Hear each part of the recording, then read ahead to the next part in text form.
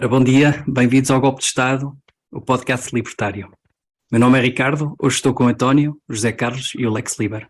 Vamos começar com o José Carlos, que nos traz o tema da criminalização do trabalho doméstico informal. José Carlos. Então, olá a todos. Este domingo chamou-me a atenção aqui uma notícia no Diário de Notícias sobre o trabalho doméstico informal que passa a ser crime com as novas regras. Isto no sentido de combater uma economia paralela que, segundo dizem, é profundamente lesiva dos interesses do Estado e da economia e do governo. E na notícia há um comentário do secretário de Estado, João Miguel Fontes, secretário de Estado do Trabalho, e que reforça exatamente isso, ou seja, isto numa mascarado, numa virtude de combater clandestinidade, combater precariedade, combater situações abusivas, quer-se obrigar todos aqueles, e fala-se aqui do trabalho doméstico, todos aqueles que não declarem que pagam a alguém para ter uma ajuda em casa, que essa não declarar, seja para motivos de tributação, seja também para a segurança social, para a incidência segurança social, seja criminalizado. Isto aqui, o que é que nos apraz dizer? Estas atividades que podemos chamar, que se chamam aqui informais, ou fora da economia formal, ou fora daquilo que é declarado, muitas vezes são informais porque não conseguem gerar o rendimento suficiente para a formalização. Porque a formalização obriga a impostos, obriga também à segurança social, que é um imposto, e obriga a outras situações regulatórias, nem que seja, por exemplo, via Código de Trabalho. E, se calhar, não há forma de conseguir pagar tudo isso e libertar um rendimento que valha a pena que a pessoa se ponha, ou seja, larga a informalidade para a formalidade. E com isto ficam muitos a perder, ou seja, fica quem necessita deste rendimento, deste suporte, e fica quem necessita do trabalho informal, que se calhar não tem forma de também suportar a formalidade da ajuda que é informal. Eu fui procurar algumas coisas sobre este tema, porque é algo que de quando em vez aparece, principalmente os economistas reconhecidos na comunicação social, falam muito da economia paralela. E como se esta não existisse, o Estado teria mais meios para melhor satisfazer aquilo que promete a todos.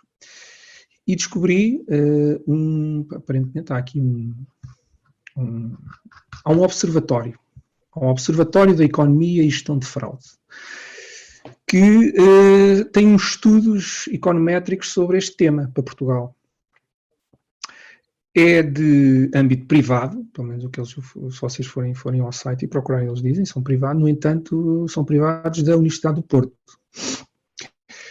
E então, eles têm aqui um ou dois estudos publicados, onde procuram medir aquilo que eles chamam aqui economia não registada. Definem-na, ou seja, tudo aquilo que está fora do circuito formal, por assim dizer, onde inclui tudo o que é ilegal, tudo o que é oculto, tudo o que é informal, e também aqui uma coisa muito curiosa que é o uso próprio, ou seja, o autoconsumo. Também para eles faz parte desta economia que não está sujeita à formalidade. E usam aqui algumas medidas estatísticas para para chegar aqui para estimar qual será o valor desta economia paralela. Não interessa muito agora perceber, porque os estudos estão, quem quiser, tiver curiosidade, pode procurar perfeitamente, mas eles chegam aqui à conclusão que, e o último ano que estudado é 2013, que esta economia paralela, ou esta economia não registada, pode valer 26% do PIB. Ou seja, aqui à volta de 50 mil milhões de euros por ano. E vem dizer também, curiosamente, aqui o que é que leva, que conclusões é que se podem retirar do estudo que fizeram sobre a evolução desta economia não registada. Porque estes estudos vêm dizer que isto é algo que vem crescendo de ano para ano. E das causas que eles identificam, vem logo à cabeça a carga fiscal. Carga fiscal e regulatória. Ou seja, um aumento da carga fiscal conduz a um crescimento desta economia não regulada, não, como é que se chama? Não registada. Pois, ok, muito bem. Aquilo que eu gostava também de dizer e de comentar é que esta estimativa, ou seja, vem dizer, estes 50 mil milhões daria para pagar mais não sei quanto, mais uma ajuda para as finanças públicas que poderiam então prover melhor àquilo que é prometido pelo Estado e que o Estado diz garantir a todos. Agora, o que se calhar aqui não é indicado, ou que não é, pelo menos do que eu li não vi, é que, por exemplo, não se fala aqui que se calhar estas atividades que são muitas vezes complemento de rendimento, caso tivessem que se formalizar, muitas desapareciam. Ou as pessoas deixariam de as fazer, porque exatamente não há rendimento para formalizar, ou seja, para cumprir com as formalidades que são impostas, sejam fiscais, sejam legais, seja o que for. Portanto, aí, aquilo que existe hoje, seja confiando naquilo que foi apurado, nos números que foram apurados, passaria a zero ou muito menos, certamente. Inclui também aqui a parte ilegal, ou seja, na prática é tudo ilegal.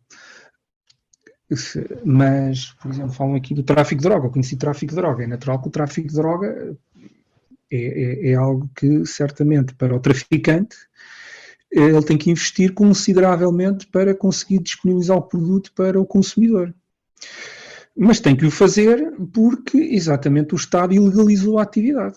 Se o Estado legalizar a atividade, não é? Ele passa para a formalidade, mas, certamente, que aquilo que é investido para produzir e distribuir droga passa a ser muito mais barato e muito mais em conta, e certamente aqueles milhares de milhões que estão aqui a pensar passam para alguns milhares, e a tributação também, a que entrar, não atingirá estes valores.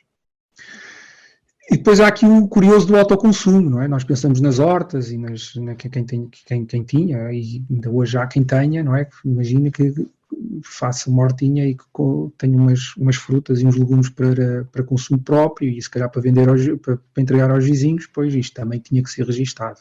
Pelo menos está aqui no estudo, não é? E é um organismo não é diretamente público, mas é indiretamente.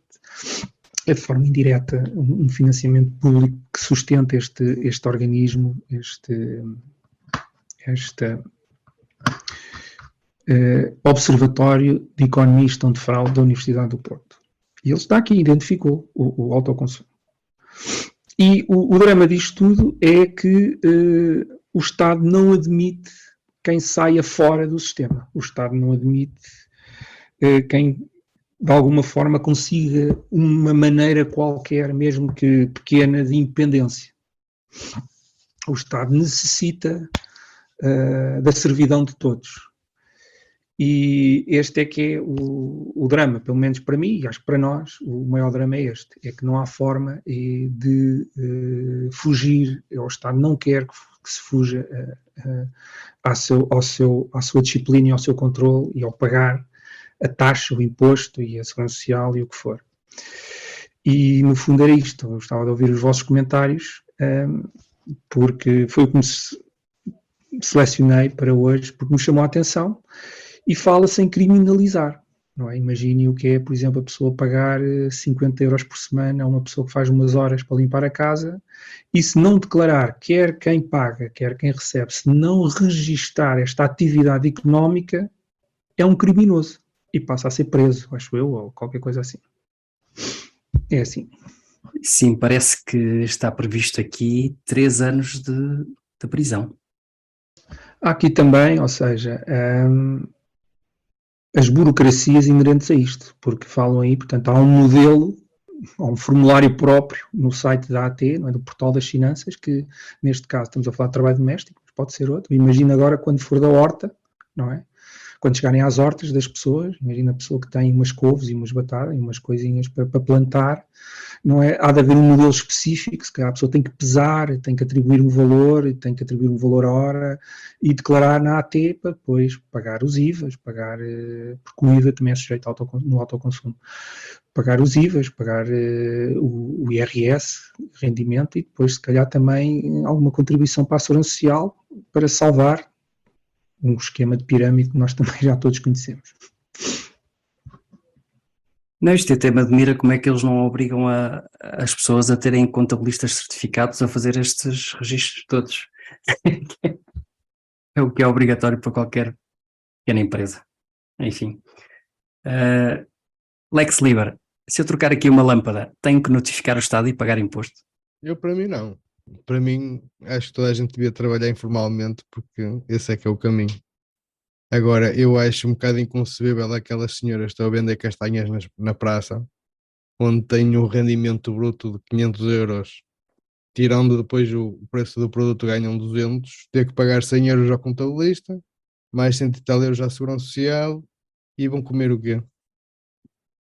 Depois tem estes gastos que são inerentes, e essas pessoas, afinal, elas pagam é para trabalhar, elas pagam ao Estado para trabalhar, nunca conseguindo ter o proveito do próprio trabalho. Para mim, é óbvio, quanto mais trabalho negro ou, ou por fora, ou como quisermos chamar, para mim é melhor. Eu acho que os 25% que ao bocado estávamos a falar devia ser mais, uns 50, 90 por aí. Porque é a única maneira de desfinanciar o Leviatã e tirar as armas. Eu não sei como é que eles chegaram aos 25%, mas está lá o estudo, eles falam nos modelos econométricos, falam nos estatísticos, umas matemáticas, mas chegaram lá. Mas para mim os 25 é pouco, devia ser mais. Devia ser mais porque a única maneira deles terem nos controlar é o dinheiro, não é? E a única maneira deles sustentarem é o dinheiro. Se os deixarmos de os financiar, eles vão ficar menos poderosos. Então, a minha dica é pratiquem trabalho informal. Sempre que possam, vá. Também não se ponham em risco, porque isto de fazer frente ao monstro também tem consequências. António, qual é a tua opinião sobre este assunto?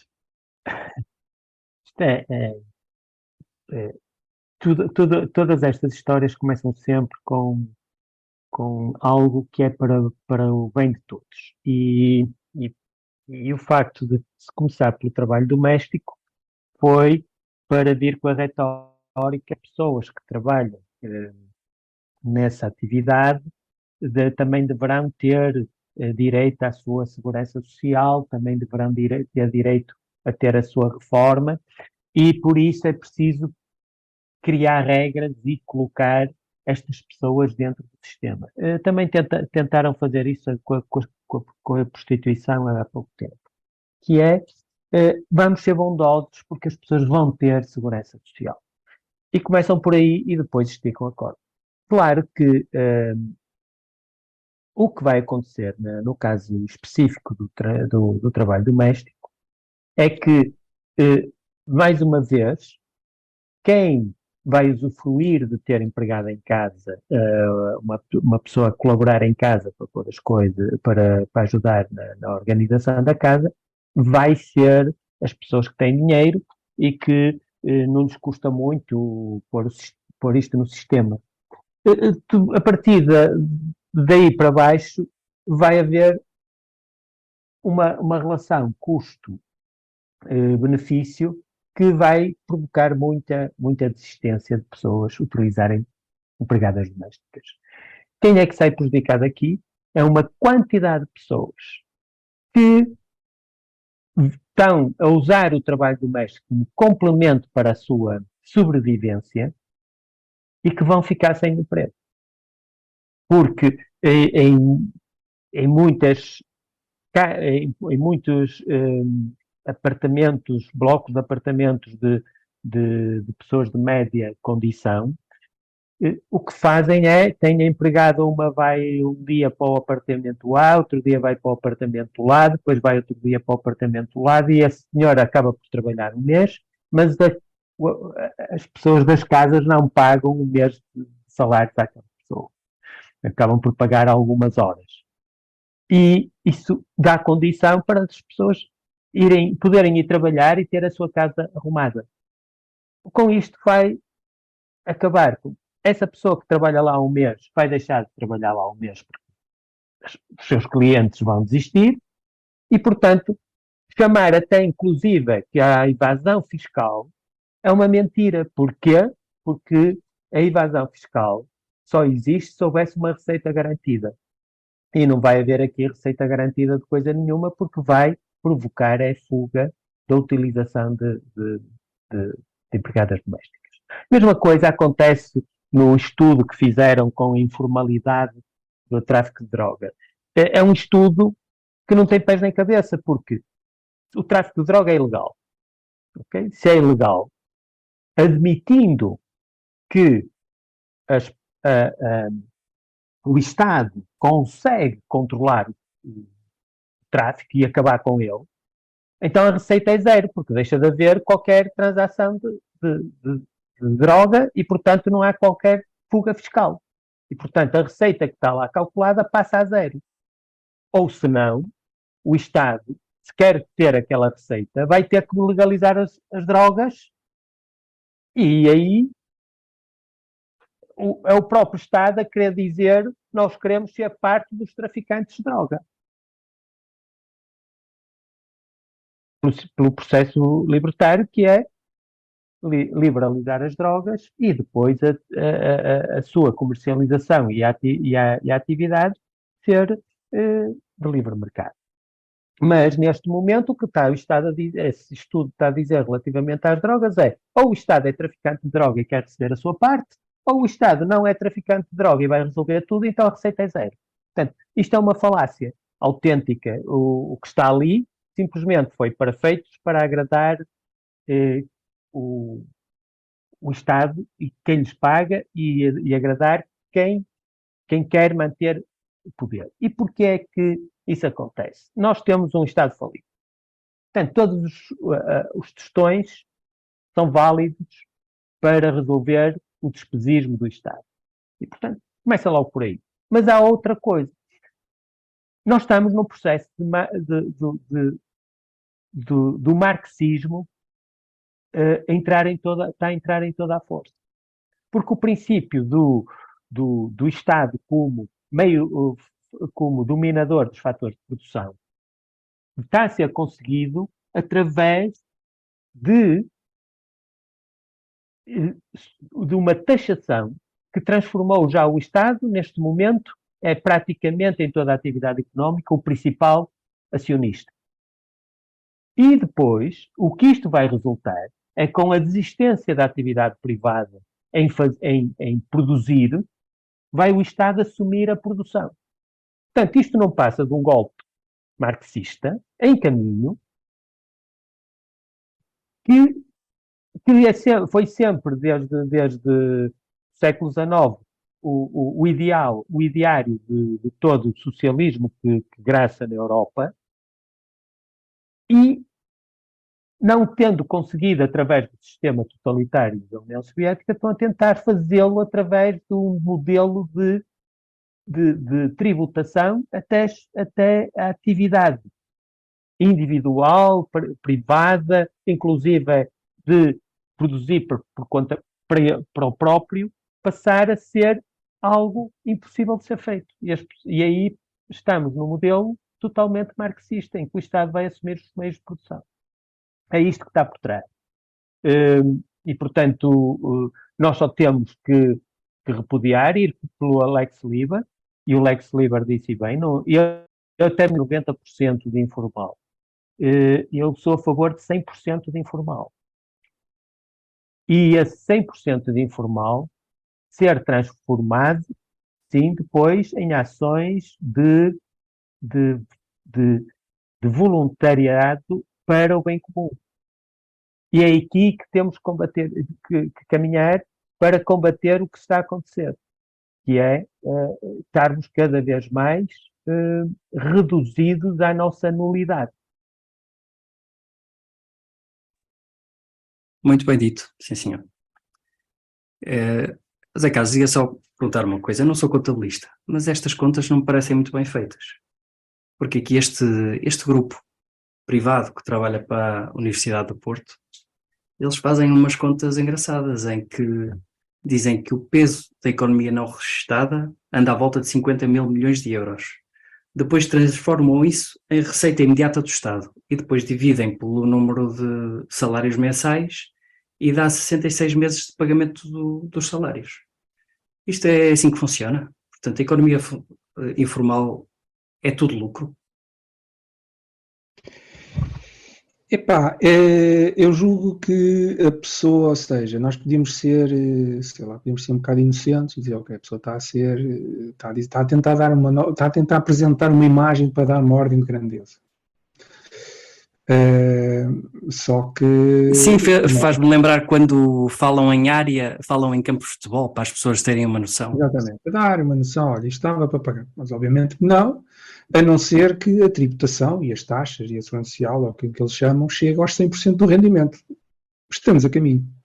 Portanto, é uma ideia. Agora, como é que eles chegam a esse número? Pá, realmente está lá o estudo, vocês podem descarregar o paper, eles têm lá uns modelos econométricos, tem sustentação, tem a ver com o dinheiro que circula, isso por acaso pode-nos levar a outra conversa, que é o do dinheiro digital. Eles têm a ver, vão fazer uma coisa que cá nos bancos, que é a curva M1, que é supostamente o dinheiro que está a circular, ou M0, a circular na economia, e aquilo que está registado nos bancos, então estimam por aí uma diferença, depois fazem ali uns cálculos econométricos, umas regressões, e chegam a este número. Não, como tem lá a droga, como tem lá, portanto, eu acredito que haja volumes, mas para mim, o que me choca aqui é esta parte que também o António referiu. Quer dizer, isto vai atingir pessoas que já são por si frágeis. E vamos tirar a possibilidade de ter um bocadinho de independência. Eu, como sou aqui do Norte, ou pelo menos a família que cresci lá embaixo, aqui vocês se calhar conhecem bem, aqui os meus avós, ali no Minho, tinham uma expressão que era dar uma côdea, não é? Dar uma côdea a quem precisa, uma esmola. E parece que o Estado quer que todos vivam com uma côdea à conta dele. Vai dando uma côdea para as pessoas se alimentarem. E não lhes dá a possibilidade de ter um bocadinho mais do pão por eles próprios. Não, tem que ter a côdea portanto, é o que é isto. Ou seja, isto vai atacar as pessoas, não são as pessoas ricas, não são as grandes, quem pode, não, é quem está no meio e quem está abaixo. Quem está no meio porque se calhar consegue ter uma ajuda doméstica, estamos só a falar agora do trabalho, que é a notícia, o trabalho doméstico, não é? Que é aquilo que vem, informal. Que tem uma pessoa que se calhar até trabalha num restaurante e faz umas horas, etc., faz umas horas ali nos vizinhos, etc. Tem ali aquele complemento e conseguem pagar a esta pessoa. Estas, se calhar, se formalizando, não vão conseguir pagar, têm que fazer eles é menos tempo, é mais stress, é mais, se calhar, menos disponibilidade para os filhos, o que for. A pessoa que também precisava, tinha um complemento, tinha aquele dinheiro mais para complementar a sua atividade, também deixa de ter. Portanto, se vive já com dificuldades, vai ter mais. E é natural que viva dificuldades, por isso é que tem umas horas a limpar cá, a ajudar no trabalho doméstico. E é este que se ataca. E já se está a atacar estas pessoas. Crime. O que está aqui escrito. Isto é crime. E o senhor secretário de Estado confirma. O governo diz que isto é crime. Não é crime eles fazerem estas leis. Não é crime, por exemplo, nós termos o governo e os institutos públicos carregados de pessoas que nunca trabalharam na vida. Não é crime depois de serem nomeados administradores de qualquer coisa e comprarem barcos que sem motor ou sem bateria ou o que for, vem na notícia. Isso não é crime. Custa, o dinheiro não é deles. Porque vieram da juventude. Isso não é crime. Crime é uma pessoa que, por exemplo, trabalha, por exemplo, uma mãe solteira que trabalha num restaurante e faz umas horas, se calhar, ao fim de semana, complementa ali a ajudar umas casas ou a passar ferro ou o que for. Não, isto é crime. É crime dela e crime de quem lhe paga. E falta aqui as hortas. O autoconsumo está lá escrito. O senhor no estudo fez isto. Não sei como ele apurou isto. Apurou. Portanto, a pessoa que qualquer dia tiver uma horta tem que depois faz a horta, planta, colhe e tem os formulários da AT, se calhar para pesar as coisas, atribuir o preço do mercado, não sei, agora se calhar estão tabulados, não é? A distribuição vai ser tabulada, vamos dizer, olha, isto é o meu rendimento, pesei, não é? E vai ter que, depois, sobre aquilo, vão incidir impostos e essas coisas, para que ninguém possa escapar à côdea do Estado, à côdea do governo. Isto é um poder tremendo. Eu falei há pouco também, disso, e esta economia, por isso eu tenho muito receio quando se fala daquelas moedas digitais, e aí sim, já gente mais profissional e gente mais conhecedora, em bancos centrais começam a aparecer muitos estudos de acabar com o dinheiro físico. Porque aí sim, todas estas pessoas ficam sem meios, não é? Porque se eles passam, se a pessoa paga a dinheiro, ainda consegue ter a informalidade e escapar. Não tendo, isto é facilmente a teia, é fácil apanhar estes que agora são criminosos, não é? Para mim não são criminosos. Os criminosos é quem escreveu isto. Uma coisa engraçada, engraçada não tem graça nenhuma, mas isso para sabermos o tão perto que estamos de nos poderem taxar o autoconsumo, ou o auto-atividade, parece ser algo ainda muito longe, mas não está longe. Nós neste momento temos nas quintas os terrenos todos, quintas ou quintais, ou casas com quintal, temos os terrenos todos definidos por questões de IMI. Ou seja, tu, neste momento, se tiveres uma casa com terreno, tu tens o cálculo do terreno e o cálculo da casa para IMI. Ok? E, portanto, a partir dali, eles sabem quanto é que já tens no terreno. Se for, já há algumas das culturas, como, por exemplo, a vinha, em que tu és obrigado a declarar quantos pés de vinha tens. Vai ser muito fácil mandar declarar outras, e aquelas que são, digamos, hortícolas que entra e sai, eles sabem o terreno que tu tens e podem calcular qual é o potencial produção daquilo. Para os animais, por causa da gripe das aves, as galinhas já têm que estar registadas, ou seja, eles podem passar a saber com as galinhas que nós temos, quantos ovos é que produzimos e quantos ovos é que gastamos, e portanto já está tudo muito próximo de passar a fazer a taxação. E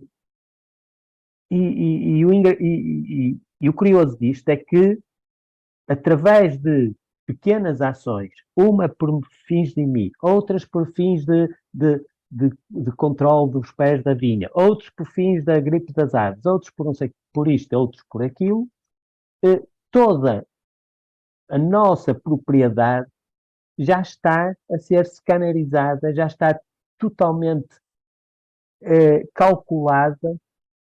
É só passar a fazer aquilo que se faz na fiscalização, que é pela presunção de consumo das matérias-primas ou pela presunção do consumo da energia, fazer o cálculo da taxa de produção e dali taxar o respectivo imposto. Portanto, isto está prontinho a ser aplicado, e não é por acaso que nesse observatório já fazem esse cálculo. Provavelmente até com números bem reais, porque eles conseguem ir buscar estes números. Portanto, acho que que está... Sim, o cálculo está lá. Se vocês lerem as publicações e os papers que eles têm, os modelos econométricos, estão lá, a estimativa. E é exatamente por aí, eles vão buscar a vários dados, a vários sítios, o Banco de Portugal, o INE, a AT, as estatísticas também de inquéritos que houve no INE, o que é que a pessoa faz, complementos. Portanto, eles selecionam, tanto que eles calculam uma evolução, eles vêm dizendo desde 1970, que em 1970 e qualquer coisa próximo dos 80, esta economia não registada estaria nos 15% do PIB e vai agora nos 26% a 2013. É o último dado estatístico que este observatório publicou. Bom, eu acho que estes estudos que medem a economia informal são feitos por pessoas que estão lá a ser pagas por todos nós, obviamente, que estão a pensar entre eles, isto realmente há muita gente aqui onde podíamos ainda ir buscar impostos para pagar os nossos salários. E assim, economia informal, é isso mesmo, 50 mil milhões, porreiro, pá, vamos cobrar esses gajos. E portanto isto é mais do mesmo. A única coisa que eles sabem fazer é aumentar os impostos. E como quando a única ferramenta que se tem um martelo, tudo parece um prego. Lex Liber. Eu pegando no que o José Carlos Moraes falou,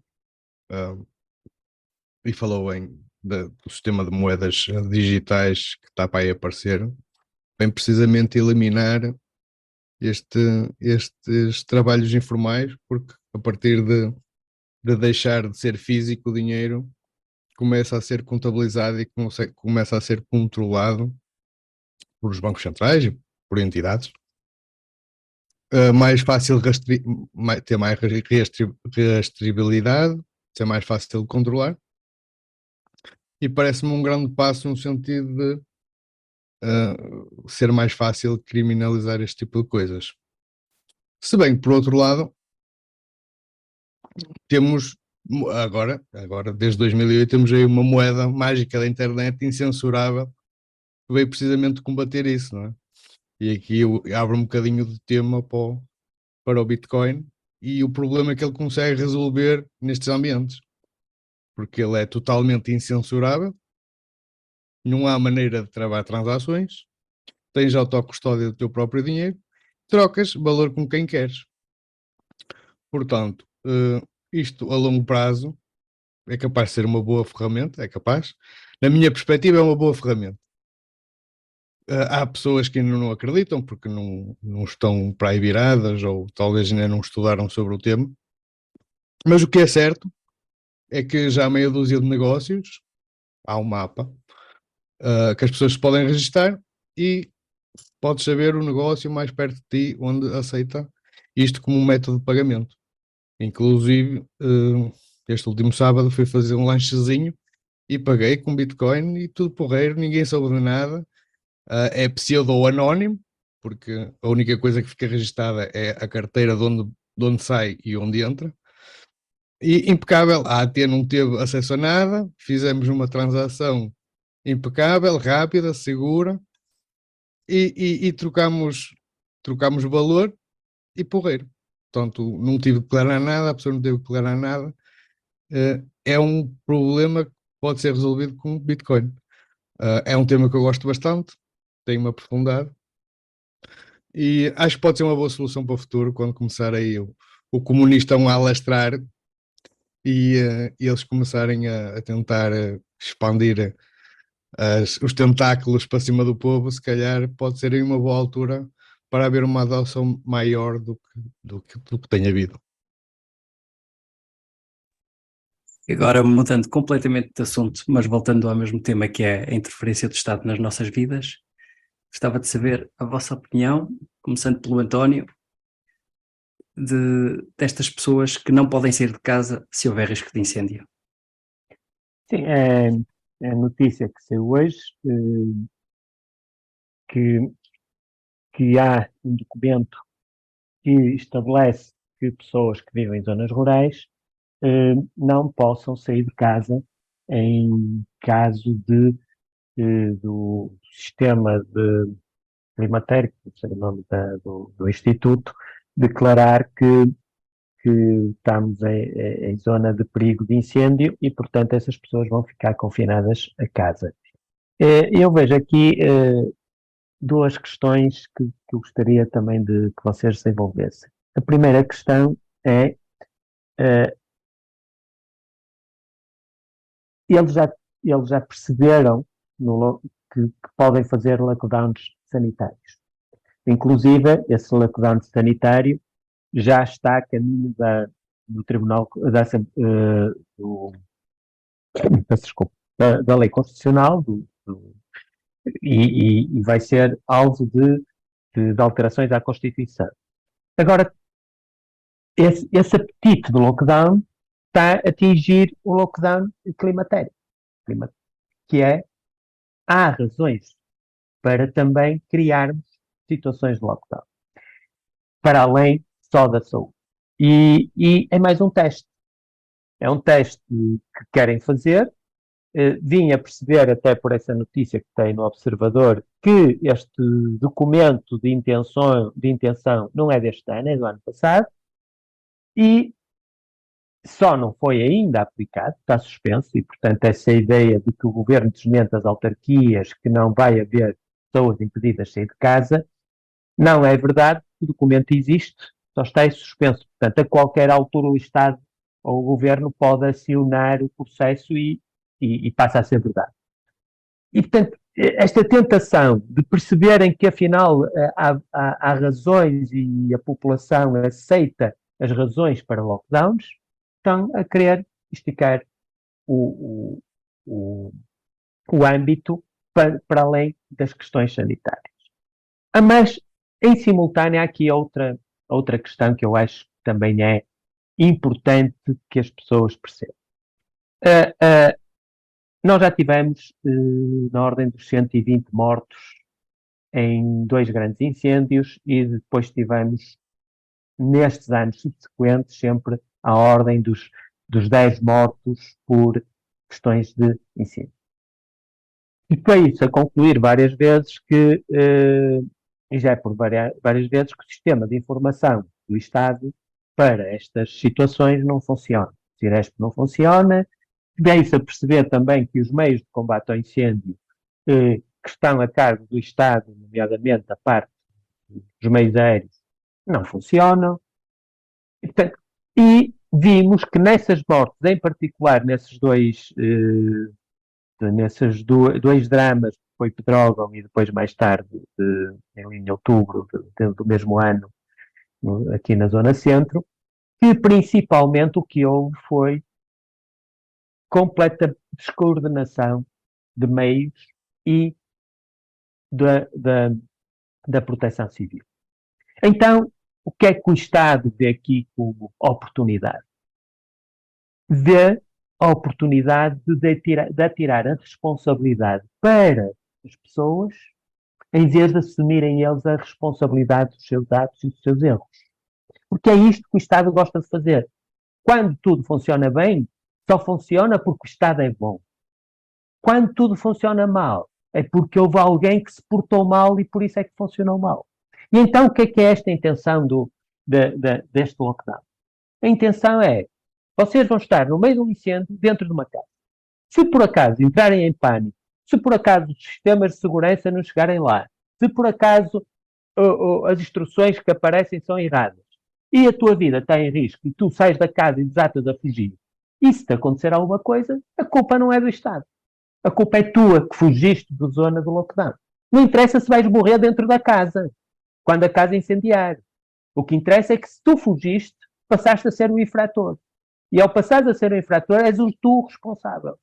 E, portanto, esta teoria que o Estado faz de culpar o cidadão, em vez de se autocensurar e perceber onde é que eles não são eficazes, é a regra número 1.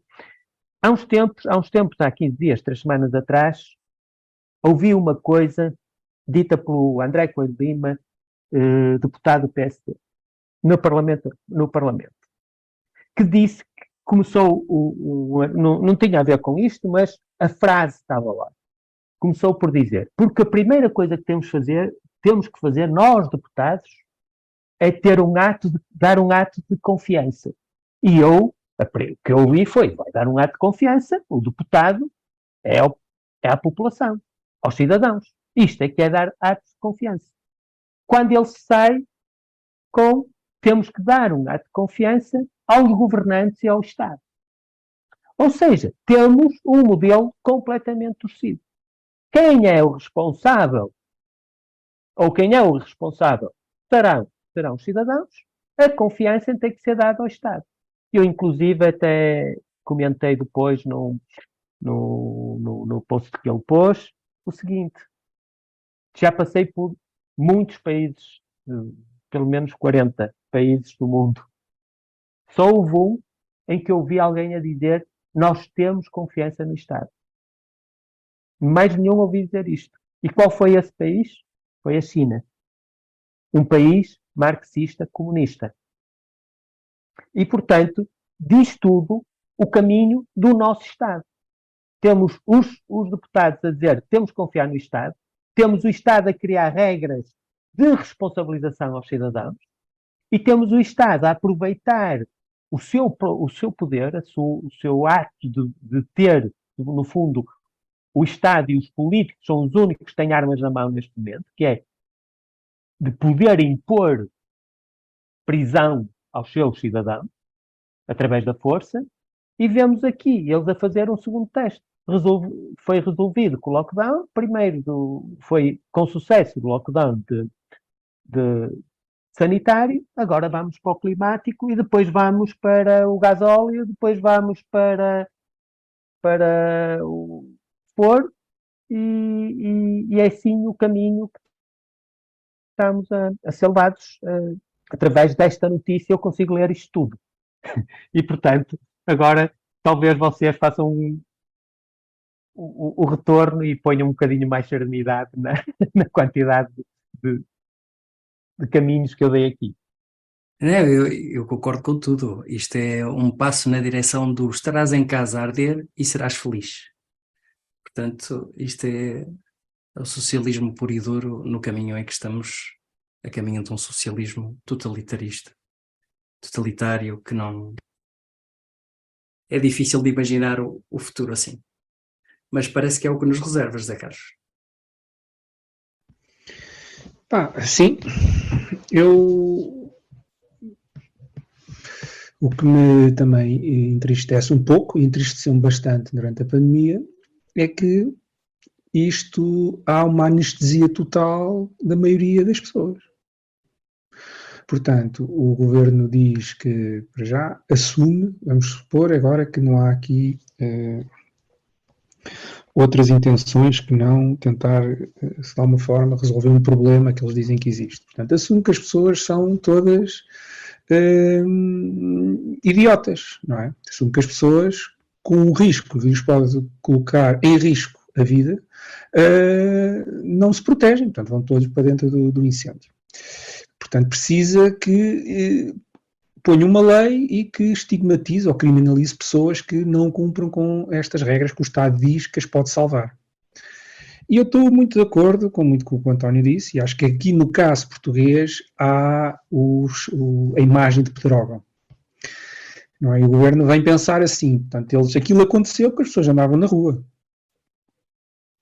Se eles não andassem na estrada com os carros, não é? Não tinham sido queimados dentro dos carros. Portanto, o problema não foi nosso. Portanto, agora o que nós temos que fazer é proibir que eles, nestes dias, circulem pelas vias. E se não circularem pelas vias, é verdade que pelo menos não sofrem nas vias a consequência do incêndio que pode ou não haver.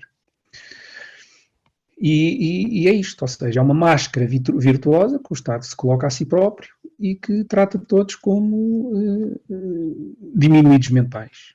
As pessoas são todas diminuídas mentais. Mas a verdade é que funcionou. Ou seja, eles testaram isto na pandemia Não foi só o português, é verdade, mas funcionou.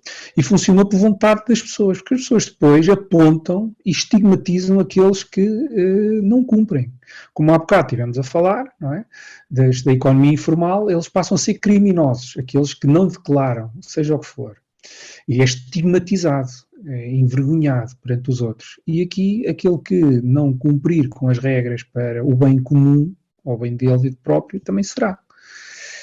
Isto é uma coisa que se alimenta a si. Eu julgo que, principalmente em meios rurais, ainda há alguma independência, digamos. E acho que as pessoas não vão estar para isto, não é? As pessoas sabem o que é delas, conhecem a floresta e pelo menos esses não, se calhar isto não vai ser cumprido à risca. Mas vamos ver. Mas a verdade é que hoje veio desmentir. Há aqui uma notícia do Observador, que foi aqui assinalada por António bem. O governo veio desmentir, mas não, o título é enganador, porque o governo escreveu isto, só suspendeu. Isto está escrito há um ano. Portanto, alguém pensou nesta solução e escreveu-a. Portanto, está pronto para sair. E se calhar isto é mesmo uma cenoura que se atira para a opinião pública e deixa ver como corre. Se há ou não muito barulho a contestar, ou se há muito apoio. E pode não vir para a frente, mas ela está lá pensada. Portanto, se não for agora, possivelmente virá no futuro. E vêm aí as emergências climáticas e temos que salvar a humanidade. Portanto, o lockdown, também a pessoa em lockdown não gasta combustíveis, não emite CO2 para não sei onde, não aquece o planeta, salva-nos a todos. Fica em casa, é verdade, se calhar consome eletricidade. Mas, por acaso, falando nisso, em lockdowns e lockdowns em casa, não sei se vocês estão a par, mas eu tive uma conferência na empresa e tinha uma colega na África do Sul, e uma colega da África do Sul contou e relatou, tem a ver com acesso ao sistema informático, que eles estavam com dificuldades porque há um lockdown energético, há um blackout energético na África do Sul que dura 10 horas. Portanto, eles só têm 14 horas por dia de energia elétrica disponível. Exatamente para, julgo eu, que é para reduzir emissões e esse tipo de coisas. Portanto, aqui o caminho é meter-nos em casa, em determinados dias, e se calhar em casa às escuras. Que é para exatamente evitar a tal, ou seja, lidarmos com as tais emergências climáticas que aí vêm. Aqui no artigo, a própria Ministra da Coesão Territorial, Ana Abrunhosa, diz que espera conseguir uma aceitação generalizada. E, portanto, porque se o consenso existir, o cumprimento será muito mais eficaz. E, portanto, no fundo, o que eles querem é que a população abdique do território em detrimento do Estado. O Estado é que é o dono do território. Na última experiência, o consenso existiu, da maioria. Sim. De uma maioria. Esse consenso existiu. Se vai ou não existir agora, não sei. Mas que isto é mais tratar as pessoas como marionetas, é. Sim, no fundo, nós somos apenas os escravos na plantação. E agora já nem na plantação podemos andar. Porquê é que as pessoas, porquê é que se aceita isto de uma forma passiva? É que eu tenho alguma dificuldade em compreender. Lex Liber, queres comentar? Eu gostava de saber quem é que foi a pessoa que escreveu aí o texto é uma lei, não é? No fundo isto é uma lei. Porque se ela tenta infantilizar as pessoas, quem escreveu essa lei, pelo amor de Deus, é ter à volta de uns 5 anos. Ela pensa que as pessoas ao ver a floresta arder vão se trancar em casa? Ou qual é a coisa mais lógica? É fugir ou trancar-se em casa? E depois vai mais ou menos de encontro ao que o José Carlos falou, que era basicamente ler um pensamento, que é do tipo: se as pessoas por acaso forem fugir de casa, não é? O incêndio está a chegar perto de casa e se der o azar de morrerem, a culpa já é delas, já não tem nada a ver com os meios que foram dispostos para o incêndio, as comunicações que falharam, portanto, aí já está descartada a responsabilidade do Estado que normalmente, quando arde, é matas do Estado, não é? Quase nunca é privado, porque implantou-se também a lei de limpar as matas, então normalmente o privado tem as matas limpas, que é para não levar a multa, só que o Estado é o próprio que faz a lei, não cumpre, e normalmente o que arde é o que é de todos, e o que é de todos é do Estado, e como é de todos e é do Estado, nunca tem ninguém a olhar por aquilo, e normalmente os incêndios começam sempre por lá. Portanto, quero dar os parabéns ao senhor, à senhora que escreveu este papel, esta lei, que merda é esta, porque realmente é uma pessoa que tem a noção do que é a realidade. A pessoa a ver arder em volta vai se trancar em casa, claro, para ficar segura em casa. Já temos, voltámos à história da pandemia, segura em casa. E pronto, isto é tentar infantilizar as pessoas. Penso que isto não vai colar muito, pelo menos nas pessoas mais afastadas das cidades, não é? Conhecem o terreno, sabem como é que é, estão habituadas já aos incêndios, a fazer as queimadas e etc. E não vão ser estúpidas a esse ponto. Foi a pessoa que escreveu esta lei, esta merda que não tem outro nome. Eu acho que isto, acima de tudo, mostra como é que as leis são feitas aqui em Portugal. Porque isto nasce de uma carta de perigosidade de incêndio rural. É uma carta que provavelmente foi escrita por um conjunto de burocratas, está em consulta pública durante algum tempo, mas ninguém liga, porque ninguém sabe da existência desta carta, pelos vistos só as autarquias é que deram conta, provavelmente foram informadas, e passado um tempo vai ser transformado num projeto de lei, vai ser aprovado no Parlamento, e depois o governo vai dizer, não, isto sempre foi público, ninguém disse nada, isto esteve em discussão pública anos a fio, ninguém se mostrou contra, e por isso isto é aceito pela sociedade e é assim que se fazem as leis. E isso é que é o perigo disto, não é a primeira vez que isto acontece e este processo é muitas vezes utilizado, que na calada da noite estas cartas e recomendações e muitas vezes diretivas europeias passam a lei quase de forma automática, sem escrutínio nenhum, e é assim que se fazem as leis, então. É, é, sim, por isso é que eu disse que nós temos gente armada a comandar, porque quando eu digo gente armada, não é propriamente porque tem armas, mas porque tem meios de condicionar todo, toda uma população. E podemos olhar e dizer, não, mas isto passa sempre pelo crivo da Assembleia da República, a Assembleia da República representa representa a população e, portanto, estamos numa situação em que essas pessoas estão a defender o cidadão.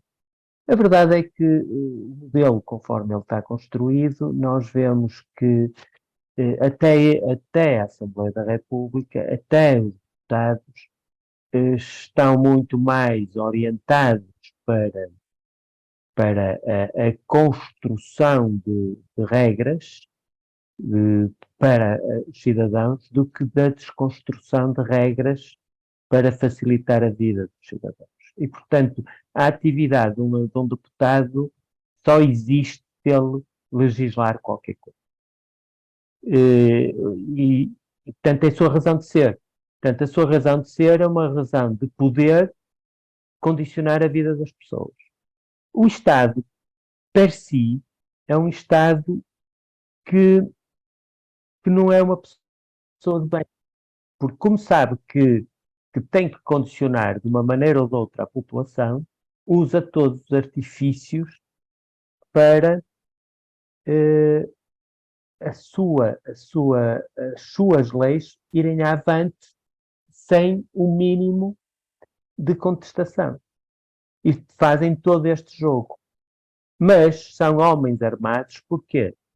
Porque mais cedo ou mais tarde uma lei destas vai ser imposta e quando ela for imposta não interessa a contestação. Eles vão ter o poder de condicionar as pessoas, prendendo-as, atacando-as, porque o bem maior, que é a lei, é que tem que ser cumprido. E essa força que nenhum cidadão tem.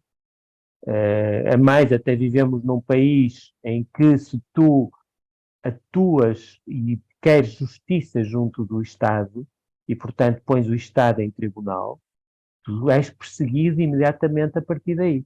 Portanto, nós estamos num processo em que está deturpada a ideia inicial de quando se fez o tal contrato social entre o rei e o povo, a Magna Carta, que era é preciso estar junto do povo para legislar melhor. Não, a prova é esta. Se eles tivessem, se este legislador fosse para a aldeia de Quadrasais, no Concelho de Sabugal, onde, ao lado da Serra da Malcata, e fosse dizer às pessoas: agora tu ficas preso dentro de casa, com o incêndio a vir da Serra da Malcata em tua direção, eles iam dizer: o senhor é lunático. Vocês são lunáticos, vocês não fazem a mínima ideia do que falam. Mas isso não acontece. Porquê? Porque é lá no centro do poder que os visionários sabem que devem dar para melhorar a vida das populações. Nem que isso seja um aborto da natureza, que é o caso que aqui está. E esse aborto da natureza é digamos, é um êxtase para o Estado, porque é mais um elemento de poder. E eu até diria mais, se for um adicional de poder, que dê um adicional de receita e que traga as pessoas mais perto para a cidade, para estarem mais dentro do sistema, é o triplo jackpot para o Estado. E essas leis eles aceitam sempre, com as respectivas multas, penalizações, etc. Isto é claramente também uma forma de criar mais abandono dos territórios. Porque então, se eu vou estar desprotegido no interior e vou estar condicionado, não vou receber a proteção e vou estar condicionado, e ainda por cima vou ficar a ser responsável, então, em terras que não valem um tostão, que não seja a vontade daquela pessoa estar a fazer a sua horta e estar ali porque me deixou ali, essas pessoas vão acabar por dizer: não, eu vou, mas é para ali, para o centro da cidade. No centro da cidade ninguém me chateia, tenho mais segurança, tenho tudo, e temos mais uma vez a concentração das populações e o abandono dos territórios. Porque isto é claramente uma forma de abandonar os territórios. Bom, acho que então hoje ficamos aqui.